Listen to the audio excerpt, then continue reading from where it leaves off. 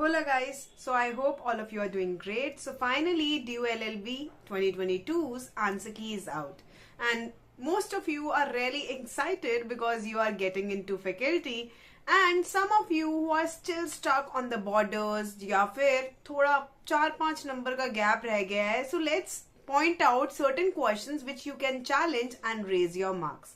ठीक है, so let's discuss the same. अब 200 rupees हैं to challenge. तो don't waste your money, be smart and focus upon the questions जिनमें actual में एरर रेस हो सकता है. ठीक है, तो लेट्स गेट स्टार्टेड. सबसे पहले तो 24th क्वेश्चन जो कि क्वेश्चन आईडी है जिसकी 29.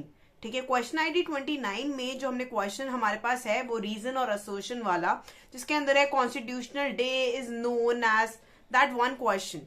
राइट, अब जो कॉन्स्टिट्यूशन डे है वो तो चलो ठीक है इन्फॉर्मेशन. अब उसका जो रीजन है, On 26 November 1949, the Constitution of India came into force. अब कुछ लोग कह रहे हैं कि Constitution of India partially in force उस टाइम आ गया था, राइट? तो कुछ लोग ये बोल रहे हैं कि 26 नवंबर को partially वो आ गया था, बट एनफोर्समेंट की डेट अभी भी 26 जनवरी ही मानी जाती है. ठीक है, तो इसलिए आई वुड सजेस्ट कि इस क्वेश्चन को चैलेंज मत करना, कोई फायदा होने नहीं वाला है. But still if you think you are very much sure कि करना चाहिए तो you can, but I will not suggest कि क्वेश्चन आईडी 29 को आप चैलेंज करो. ठीक है जी, moving ahead to next question.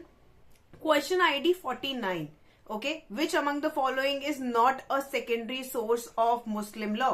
अब इसके अंदर सेकेंडरी सोर्सेज में if you would check over internet, over different sources, official sources, तो you would find out कि choirs है ऑफिशियल सोर्स, मतलब official in the sense secondary source है.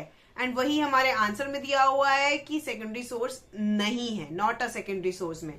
तो इसलिए मुझे लगता है कि ये क्वेश्चन पॉइंट आउट कर सकते हो, चैलेंज कर सकते हो, एंड इसमें जिसने क्वेश्चन अटेम्प्ट किया होगा सबको मार्क्स मिलने चाहिए, बिकॉज क्वायर्स है. एंड आई विल एड एक क्लिप दिख जाएगी आपको सामने जिसमें लिखा है कि ये है सेकेंडरी सोर्स का पार्ट. ठीक है, तो ये question ID 49 you can challenge, and अगर आपने अटेम्प्ट किया होगा तो you will get your marks even if you have like marked it wrong. अब कई लोग ये सोच रहे थे कि अगर हम चैलेंज कर देंगे तो अगर हमने रॉन्ग मार्क किया है तो क्या हमारी नेगेटिव मार्किंग होगी. So the answer is no. This is the fault from the side of question setter या फिर आंसर की सेटर. तो आपका कोई फॉल्ट नहीं है. अगर ये रॉन्ग निकलता है क्वेश्चन चैलेंज करने के बाद, तो everyone whosoever have attempted this question wrong और right would be getting the marks. ठीक है, ये चीज क्लियर हो गई. अब आगे चलते हैं. So question ID 73. ठीक है, जिसके अंदर वो क्वेश्चन था, X living in Delhi dies of certain heart attack, his servant Y informs X family living in London about X death.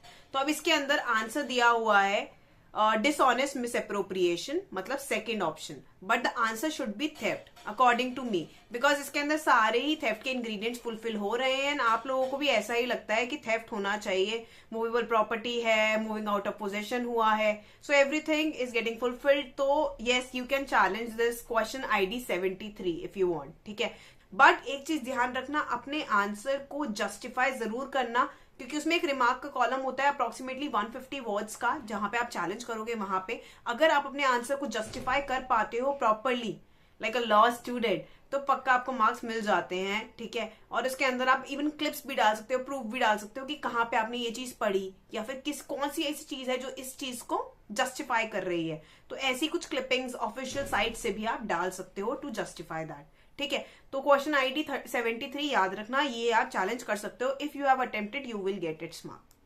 ठीक है, जैसे कि मैंने बताया, dishonest intention, property must be movable. ठीक है, ये सब जो थेफ्ट के इंग्रेडिएंट्स हैं वो सब इसमें हैं, तो इसलिए वो हो सकता है. अब हम आगे चलते हैं क्वेश्चन आईडी 65 पे. ठीक है, वो which of the following appointment is not made by president of India. अब कुछ लोगों ने मुझे बोला कि प्रेसिडेंट ऑफ इंडिया स्पीकर की जो स्पीकर ऑफ लोकसभा होता है उसको अप्रूवल तो देता है ना, बट एक चीज आपको समझने की जरूरत है कि स्पीकर का अपॉइंटमेंट नहीं होता, इलेक्शन होता है. ये हम सबको पता है, लोकसभा में उसका इलेक्शन होता है, अपॉइंटमेंट तो होता ही नहीं है ना. तो देखते ही समझ आ रहा है कि नहीं, स्पीकर इसका मतलब इसमें स्पीकर ही होगा, क्योंकि स्पीकर का अपॉइंटमेंट प्रेसिडेंट नहीं करता है. वो अप्रूवल जरूर देता है, असेंट देता है कि हाँ यही बंदा होना चाहिए इलेक्ट, बट समझ गए ना, अपॉइंटमेंट नहीं करता है. तो इसलिए I won't suggest question ID 65 को कि आपको चैलेंज करना चाहिए, बाकी if you want you can. ठीक है जी, आगे चलते हैं। उसके बाद है जो मैच वाला था, मैच लिस्ट 1 विद लिस्ट 2। ठीक है, तो उसके अंदर थेफ्ट है, एक्सटॉर्शन है, चीटिंग है, क्रिमिनल मिसअप्रोप्रिएशन है। ठीक है, तो अब इसके अंदर जो लोग बोल रहे हैं उनको चीटिंग और क्रिमिनल मिसअप्रोप्रिएशन में थोड़ी सी प्रॉब्लम है। एज इन मतलब लोग ये बोल रहे हैं कि सेकंड की जगह फोर्थ आंसर होना चाहिए। ठीक है, तो आई से कि नहीं, सेकंड ही सही आंसर होगा, क्योंकि रीजन बीइंग जो चीटिंग होती है, चीटिंग का जो मोस्ट इंपॉर्टेंट क्विंटेसेंशियल होता है वो होता है डिसेप्शन। समझ रहे हो? तो डिसेप्शन जो दिया हुआ है वो हमारे को दिया हुआ है, जो सेकंड ऑप्शन है दैट वुड बी राइट। और मेरे हिसाब से आंसर की में सही दिया हुआ है, क्योंकि चीटिंग का एक क्विंटेसेंशियल एलिमेंट होता है डिसेप्शन, जो कि डिसेप्शन क्रिएट किया जाता है एंड उसके बेसिस पे इंड्यूसमेंट की जाती है। दोनों ही चीजें चीटिंग में प्रेजेंट हैं, तो मेरे अकॉर्डिंग सेकंड ऑप्शन ही होगा। So you should not challenge this question. ठीक है जी, उसके बाद हम आते हैं क्वेश्चन ID 55 पे। Zs will contain these words. I direct that all my remaining property be equally divided between X, Y and H.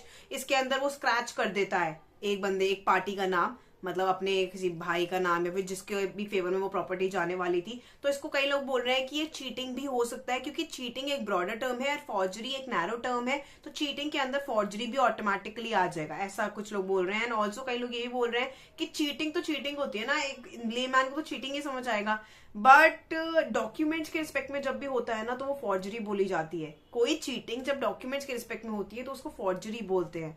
ठीक है, ये हम सबको पता है, राइट?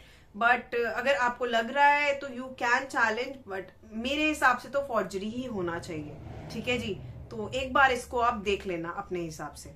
ठीक है, हाँ, so these were the questions जो मुझे लग रहा है कि थोड़े बहुत चैलेंजेबल हैं एंड जिनको आप चैलेंज कर सकते हो and might fetch some marks to you. And for the जिस भी क्वेश्चन को चैलेंज करो गाइज, एक बार अपने दोस्तों से, अपने फ्रेंड्स से कहीं ना कहीं से पूछ लेना, बिना पूछे मत करना। क्योंकि क्या होता है ना कि अगर लेट्स से एक ही क्वेश्चन को 100 लोग चैलेंज कर रहे हैं, उसका कोई मतलब नहीं है। इवन 15, 20, 30 लोग भी चैलेंज कर देंगे तो that's working out fine, right? तो जो भी क्वेश्चन आपको लगता है, अगर आपके ग्रुप में 5-6 लोग ऑलरेडी उसको चैलेंज कर रहे हैं, तो don't waste your money on that question.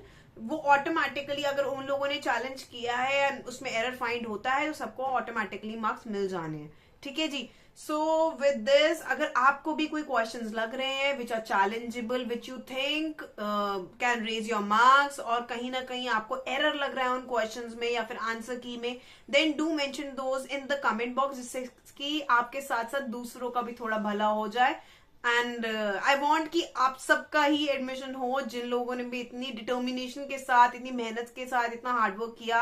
अब एक साल पूरा जस्ट फॉर 5-6 मार्क्स अगर हम वेस्ट कर रहे हैं, so that's not at all worth it. And guys please don't get scared. I think कि कट ऑफ थोड़ी सी नीचे जाएगी, तो डोंट लूज होप। जो EWS वाले हैं, OBC वाले हैं, उसमें तो बहुत ज्यादा फ्लक्चुएशंस आती हैं इन कट ऑफ, तो हो सकता है एडमिशन हो जाए।